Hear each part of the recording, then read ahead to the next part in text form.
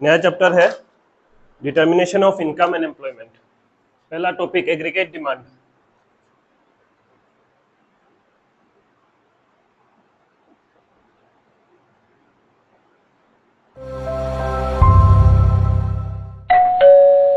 तो determination of income and employment में पहला टॉपिक एग्रीगेट डिमांड है। ठीक है, तो एग्रीगेट डिमांड में क्या होता है, हमारा क्या क्या सेक्टर है इकोनॉमी में? 4 सेक्टर है। क्या क्या सेक्टर है? एक तो हो गया house hold plus private sector plus government sector plus foreign sector.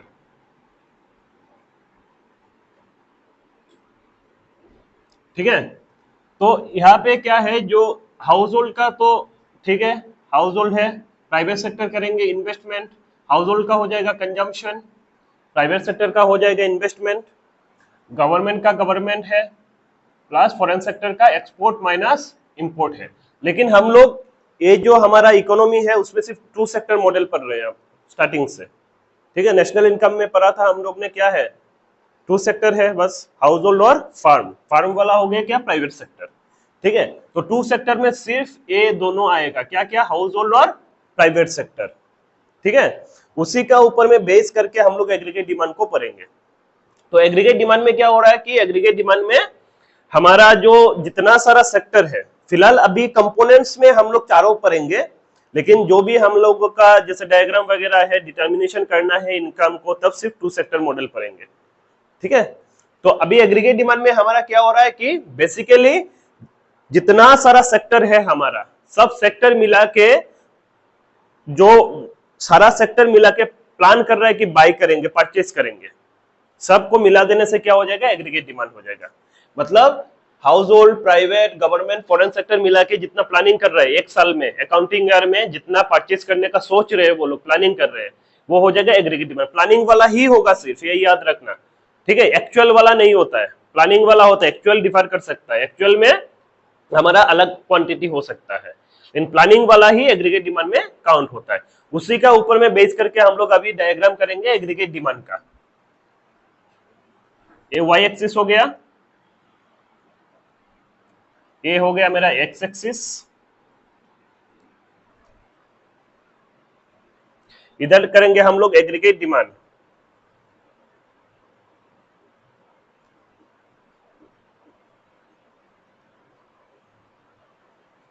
और इधर हो जाएगा हमारा इनकम। ठीक है, अभी उसमें से कुछ बात याद रखना है हमारा। एग्रीगेट डिमांड इक्वल्स टू क्या है, 2 सेक्टर मॉडल पे, 2 सेक्टर मॉडल पे aggregate demand equals to C plus I, दोनों को प्लस कर देंगे, क्या होगा, एग्रीगेट डिमांड होगा। यहाँ पे जो सी तो हमारा क्या होगा, इनकम के साथ साथ इंक्रीज होता जाएगा, कंजम्पशन होता है वो। कंजम्पशन जितना हमारा इनकम होगा उस हिसाब से हमारा कंजम्पशन भी इंक्रीज होगा। लेकिन इसमें एक बात मतलब याद रखना है कि हमारा इनकम अगर सोच लो कि 10,000 रुपीज इंक्रीज हुआ, ठीक है, इनकम वाइज से डिनोट करते हैं हम लोग। इनकम अगर इंक्रीज हो रहा है कितना, 10,000 रुपीज, तो कंजम्पशन भी क्या 10,000 रुपीज इंक्रीज हो जाएगा? नहीं होगा, कम होगा। बाकी सेविंग करेंगे हम लोग। ठीक है, तो कंजम्पशन हमारा कम इंक्रीज होगा। तो इनकम का इंक्रीज का रेट जितना होगा, कंजम्पशन का इंक्रीज का रेट इनकम से कम होगा, वो याद रखना है। तो उसका जो डायग्राम होगा तो वो क्या होगा, थोड़ा फ्लैट होगा। इंक्रीज तो होगा लेकिन डायरेक्ट इंक्रीज नहीं होगा, थोड़ा फ्लैट होके होगा। और इन्वेस्टमेंट का क्या है, इन्वेस्टमेंट हमारा रहता है यहाँ पे ऑटोनोमस। ठीक है, इन्वेस्टमेंट ऑटोनोमस मतलब कांस्टेंट रहेगा, जितना लेवल ऑफ इनकम वो इंडिपेंडेंट है। मतलब इनकम इंक्रीज होगा तब भी इन्वेस्टमेंट हमारा सेम रहेगा एवरी लेवल ऑफ इनकम में। ठीक है, तो अभी समझ लो जीरो से हमारा इनकम कितना इंक्रीज हो रहा है, 100 करोड़, 200 करोड़, ये नेशनल इनकम है हमारा। तो नेशनल इनकम में थोड़ा ज्यादा पकड़ेंगे, 300 करोड़, 400, 500, 600।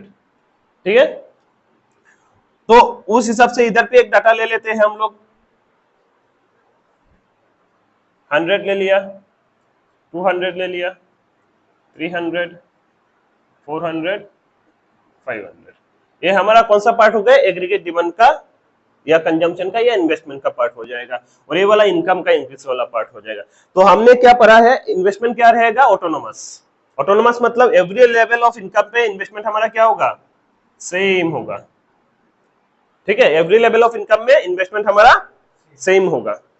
ठीक है, अभी कंजम्पशन क्या होगा, कंजम्पशन इनकम के साथ साथ इंक्रीज होगा।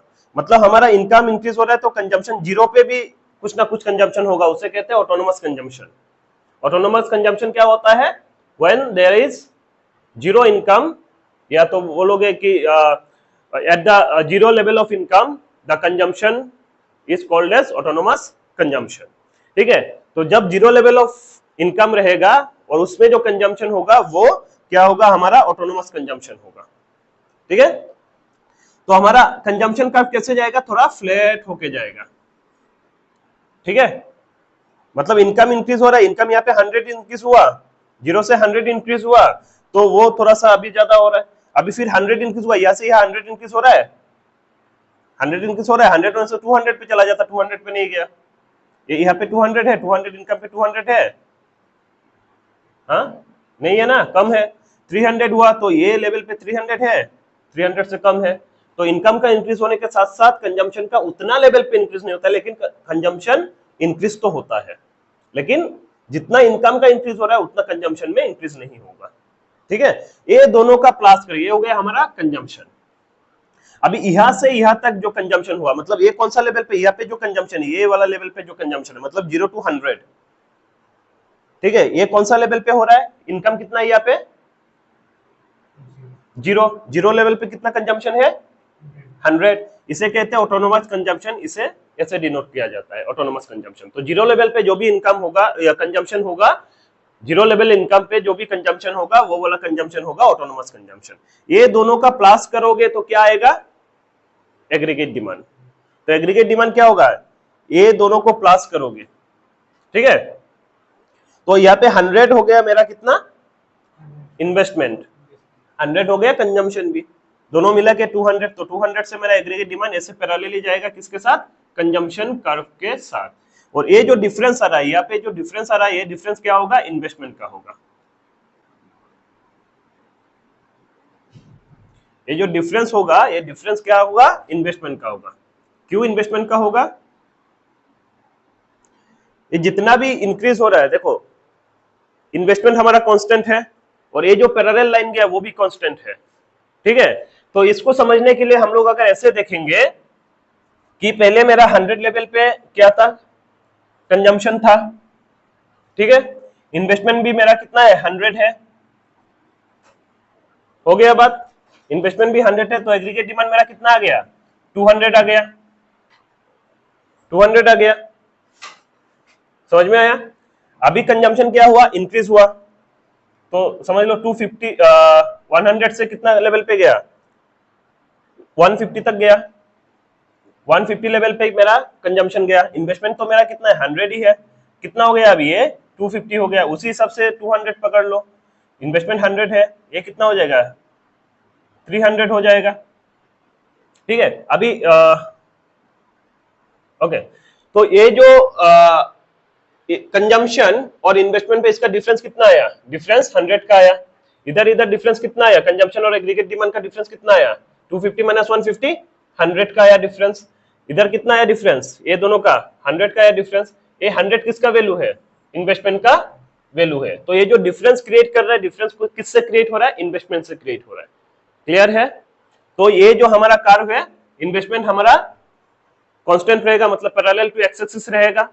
कंजम्पशन हमारा इंक्रीज होगा with the level of income, लेकिन कम रेट पे इंक्रीज होगा, इनकम से कम रेट पे इंक्रीज होगा, और ये दोनों का प्लस करने से एग्रीगेट डिमांड मिल जाएगा।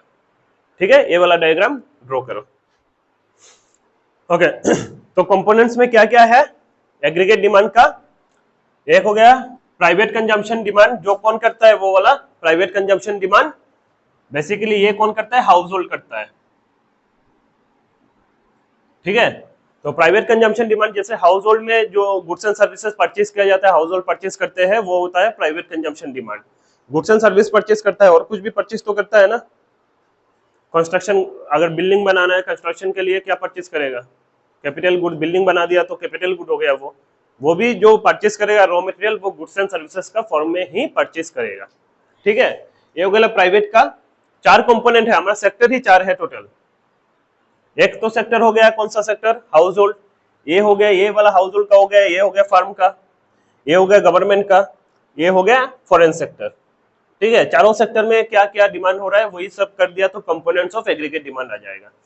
तो फिर प्राइवेट सेक्टर जो फार्म हमने लिखा था नेशनल इनकम में पढ़ा था फार्म, ठीक है, to circular flow of income में पढ़ा था फार्म और हाउस होल्ड का, ये वाला फार्म वाला पार्ट है। तो वो लोग क्या करता है, कैपिटल गुड्स में इन्वेस्टमेंट करता है। कैपिटल गुड्स क्या क्या हो गया, जैसे कैपिटल गुड्स, एसेट आइटम। ठीक है, कैपिटल गुड्स यहाँ पे क्या क्या हो गया, ये वाला किसका हो गया, फार्म्स का हो गया। नेशनल इनकम के साथ थोड़ा सा रिलेट करो, ये हाउस होल्ड हो गया, ये फार्म, अलग से इन्वेस्टमेंट एक्सपेंडिचर भी बोल सकते हो।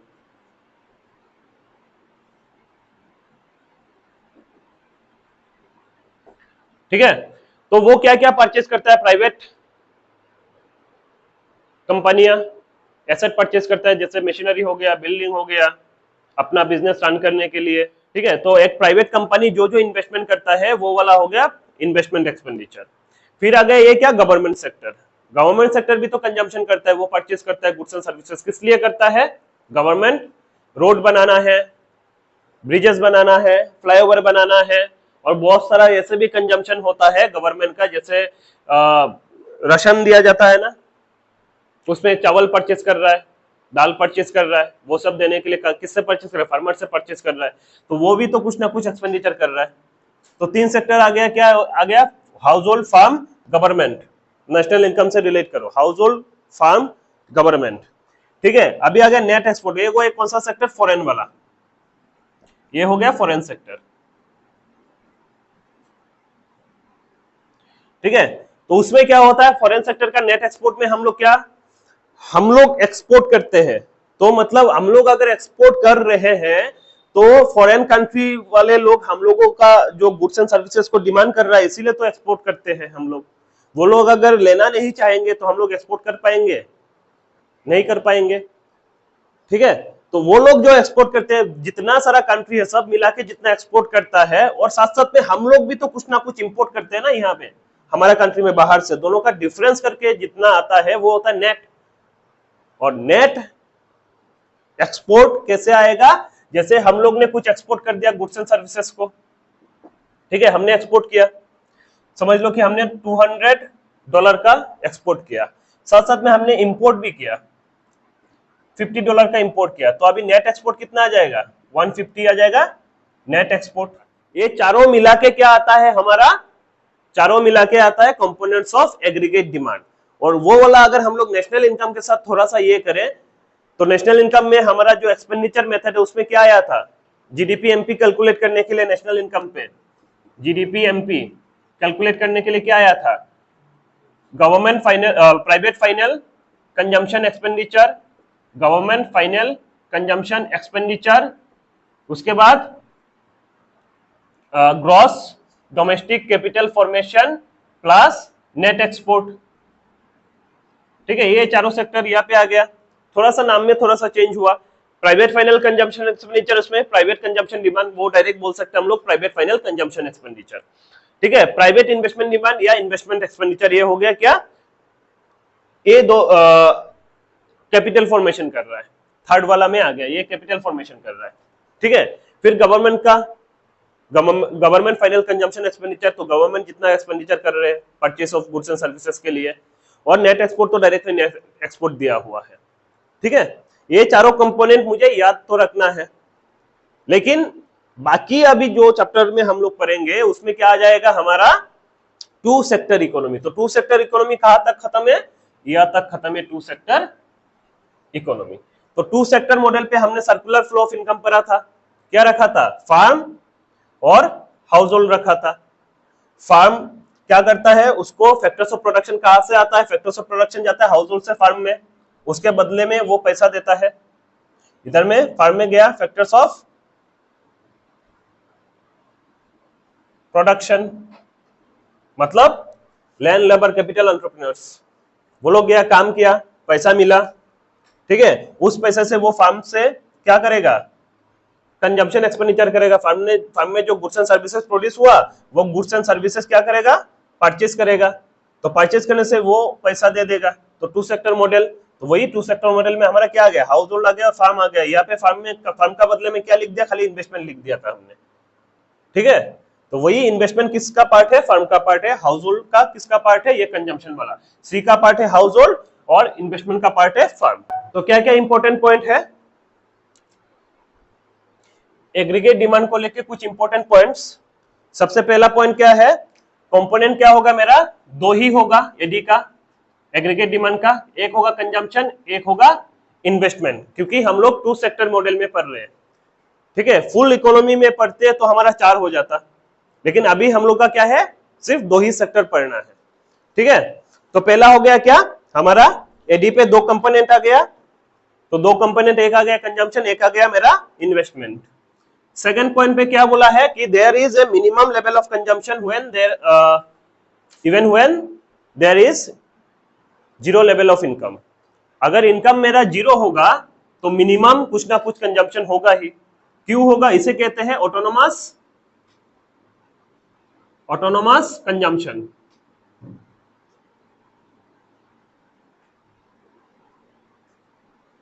ठीक है, डिनोट करते हैं ऐसे, ओके। तो मतलब क्या है, हम लोगों को सरवाइव करने के लिए कुछ ना कुछ तो खाना पड़ेगा, चाहे बोरो करके खाए, चाहे सेविंग छोड़ के खाए, लेकिन कुछ ना कुछ तो खाना पड़ेगा, ठीक है। उस टाइम पे अगर मेरा इनकम भी नहीं होगा तो सरवाइव करने के लिए कुछ ना कुछ खाएंगे, वो हो गया मेरा कंजम्पशन। तो वो जो कंजम्पशन होगा उस कंजम्पशन को कहते हैं, क्योंकि तब इनकम नहीं है, इनकम मेरा 0 है, तो उस कंजम्पशन को कहते हैं ऑटोनोमस कंजम्पशन, ठीक है। नेक्स्ट आ गया हमारा इंपॉर्टेंट पॉइंट क्या है, इन्वेस्टमेंट कर्व। इन्वेस्टमेंट कर्व क्या रहेगा, वो भी ऑटोनोमस रहेगा, ऑटोनोमस इन्वेस्टमेंट,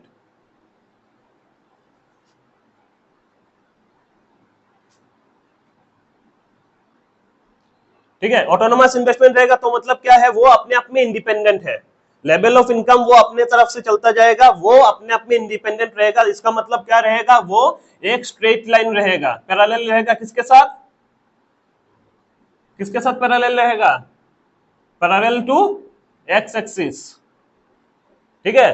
तो इसका मतलब क्या हुआ, इनकम चेंज हो रहा है लेकिन इन्वेस्टमेंट कांस्टेंट रहेगा, ठीक है। नेक्स्ट पॉइंट बोला है हमारा slope of consumption curve. Slope of consumption curve third point में है, ठीक है। स्लोप ऑफ कंजम्पशन कर्व क्या है, पॉजिटिव स्लोप होता है, एडीवी पॉजिटिव स्लोप है, स्लोप पॉजिटिव है। किस लिए पॉजिटिव है, हमारा इनकम अगर इंक्रीज हो रहा है, इनकम इंक्रीज होगा, इनकम इंक्रीज होगा तो क्या होगा, कंजम्पशन भी इंक्रीज होगा, इनकम इंक्रीज होगा तो कंजम्पशन भी मेरा इंक्रीज होगा, ठीक है। लेकिन हालांकि और एक बात अलग से है, हमारा इनकम अगर इंक्रीज होता है, जिस रेट पे इनकम इंक्रीज होगा उसी रेट पे कंजम्पशन इंक्रीज नहीं होगा, उससे कम रेट पे होगा, ठीक है। वो नेचर है, क्योंकि हम लोग एक पार्ट सेव करना चाहेंगे, ठीक है। नेक्स्ट पॉइंट है हमारा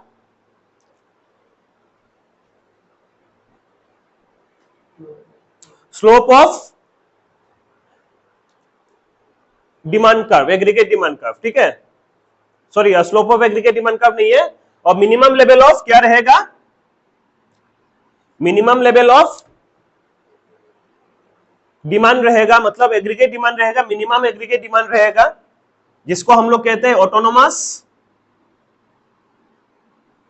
ऑटोनोमस डिमांड या एग्रीगेट डिमांड, ठीक है। उसका रिप्रेजेंटेशन कैसे होता है, ये वाला, ठीक है, ऑटोनोमस डिमांड। तो ये वाला क्या बोलता है कि जैसे कंजम्पशन का पार्ट है हमारा, मिनिमम कंजम्पशन करेंगे तो साथ साथ में ऑटोनोमस इन्वेस्टमेंट भी तो है, 0 लेवल पे कुछ ना कुछ इन्वेस्टमेंट भी होगा, मतलब हमारा इनकम को डिनोट करते वाई से, ठीक है। तो इनकम अगर 0 होता है उस लेवल पे मेरा क्या रहेगा, कुछ ना कुछ इन्वेस्टमेंट भी रहेगा, इन्वेस्टमेंट भी कुछ ना कुछ रहेगा, जिसे ऑटोनोमस कहा गया, ठीक है। उस टाइम पे हम लोग क्या करेंगे, कुछ ना कुछ कंजम्पशन भी करेंगे, जिसे ऑटोनोमस कंजम्पशन कहा गया। तो ये दोनों का मिला के मेरा ऑटोनोमस एक्सपेंडिचर या ऑटोनोमस डिमांड भी होगा। ऑटोनोमस एक्सपेंडिचर ऐसे डिनोट किया जाता है, ठीक है, ऑटोनोमस डिमांड या ऑटोनोमस एक्सपेंडिचर लिखो, अच्छा है। ठीक है। तो जब जीरो लेवल पे इनकम होगा मेरा, तब कुछ ना कुछ इन्वेस्टमेंट भी होगा, तब कुछ ना कुछ मेरा कंजम्पशन भी होगा, और दोनों का मिला के क्या होता है, हमारा ऑटोनोमस डिमांड होता है। अगर investment I plus C equals to क्या होता है, मेरा एग्रीगेट डिमांड होता है। ठीक है, तो आई अगर ऑटोनोमस होता है, कंजम्पशन अगर ऑटोनोमस होता है, तो एग्रीगेट डिमांड भी तो ऑटोनोमस हो जाएगा ऑटोमेटिकली। ठीक है, ओके। नेक्स्ट पॉइंट में मेरा क्या कहा गया, अच्छा इसका फॉर्मूला क्या है मेरा ऑटोनोमस एक्सपेंडिचर का, autonomous consumption plus autonomous investment. फिर क्या बोला, aggregate demand depends upon the level of income. Aggregate demand किस पे डिपेंड करेगा, यदि डिपेंड करेगा किस पे, depends on income, level of income. मतलब मेरा इनकम इंक्रीज होगा, मेरा अगर इनकम इंक्रीज होगा, इनकम में इंक्रीज होगा तो क्या होगा, एग्रीगेट डिमांड भी इंक्रीज होगा। लेकिन उस पे भी एक बात है, वही कंजम्पशन वाला, क्या है कि मेरा एग्रीगेट डिमांड पे कौन ज्यादातर मेन काम कौन करता है, कंजम्पशन ही करता है, इन्वेस्टमेंट तो कांस्टेंट रहता है, इन्वेस्टमेंट में तो कोई चेंजेस आता नहीं है। तो एग्रीगेट डिमांड जितना इंक्रीज होता है, किसके लिए इंक्रीज होता है, ड्यू टू कंजम्पशन। क्योंकि इन्वेस्टमेंट हमारा पहले भी 100 था, अभी भी 100 है, जितना भी इनकम रहेगा 100 होगा। तो एग्रीगेट डिमांड जो इंक्रीज हो रहा है, किसके वजह से इंक्रीज हो रहा है, कंजम्पशन के वजह से, क्योंकि कंजम्पशन इंक्रीज हो रहा है। तो एग्रीगेट डिमांड इंक्रीज हो रहा है कंजम्पशन का वजह से। तो उसी तरह से कंजम्पशन हमारा क्या बोला था कि अगर इनकम में इंक्रीज होता है, जितना इंक्रीज होगा उससे कम कंजम्पशन में इंक्रीज होगा। तो उसी का जो पॉइंट है एग्रीगेट डिमांड में भी लागू होगा कि एग्रीगेट डिमांड में हमारा इंक्रीज तो होगा इनकम के साथ साथ, लेकिन लेवल ऑफ इनकम जितना होगा उससे कम एग्रीगेट डिमांड में इंक्रीज होगा। क्योंकि बाकी पार्ट हम लोग क्या करना चाहेंगे, सेविंग करना चाहेंगे। क्योंकि एक सर्टेन लेवल ऑफ इनकम में आने से हम लोग क्या करते हैं, एकदम कम इनकम होने से तो अलग बात है, समझ लो मेरा किसी इंसान का महीना में 3000 रुपया चाहिए मिनिमम सर्वाइवल के लिए। अभी 3000 रुपया अगर इनकम कर रहा है तो 3000 भी एक्सपेंडिचर हो जाएगा, एग्रीगेट डिमांड उसका हो जाएगा 3000 रुपया। लेकिन वो अगर महीना में 30,000 रुपया इनकम करना स्टार्ट करता है, समझ लो कंजम्पशन में भी तो इंक्रीज होगा, मतलब एग्रीगेट डिमांड में भी 10,000 रुपया आ गया, 3000 से वो 10,000 में जम कर दिया इनकम पे। तो बाकी पार्ट वो क्या करना चाहेगा, सेविंग करना चाहेगा।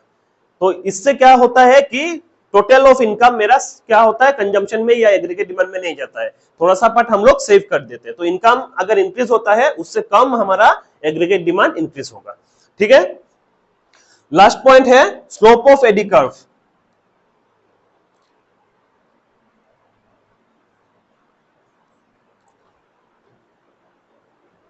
स्लोप ऑफ एडी कर्व क्या होता है, पॉजिटिव स्लोप होता है।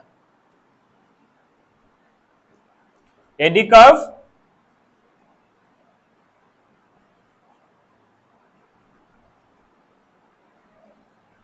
क्यों पॉजिटिव स्लोप होता है, इनकम इंक्रीज होगा, इनकम इधर इंक्रीज हो रहा है, पहले क्या है, यहाँ पे एडी है, जीरो लेवल पे तो कुछ ना कुछ एग्रीगेट डिमांड होता ही है, उसे कहते हैं हम लोग क्या, ऑटोनोमस एक्सपेंडिचर। इनकम इंक्रीज हुआ, वो भी थोड़ा इंक्रीज होगा, फिर और इंक्रीज हुआ, और इंक्रीज होगा, और इंक्रीज हुआ, और इंक्रीज होगा। तो एडी कर्व क्या है, पॉजिटिव स्लोप जाता है, मतलब पॉजिटिव स्लोप तो अपवर्ड होगा। नेगेटिव स्लोप क्या होता है, नेगेटिव स्लोप ऐसे होता है, 11 में पढ़ा था डिमांड कर्व। ठीक है, डिमांड कर्व क्या है, ये थोड़ा अलग है, 11 का इंडिविजुअल डिमांड है और यहाँ पे एग्रीगेट डिमांड मतलब पूरा इकोनॉमी का डिमांड का बात है, और ये वाला क्या है हमारा इंडिविजुअल डिमांड का बात है। वो रिलेशन होता है प्राइस के साथ, प्राइस और क्वांटिटी का, और यहाँ पे क्या हो रहा है, इनकम और डिमांड का हो रहा है। तो वो कर्व का शेप अलग होगा ऑटोमेटिकली, क्योंकि रिलेशन अलग अलग चीज का हो रहा है। तो ऐसा अगर कर्व आता है वो हो गया नेगेटिव स्लोप, कर्व ऐसे जा रहा है वो हो जाएगा पॉजिटिव स्लोप। तो ये वाला भी कैसे जा रहा है, ऐसे ही जा रहा है, तो ये हो गया हमारा पॉजिटिव स्लोप।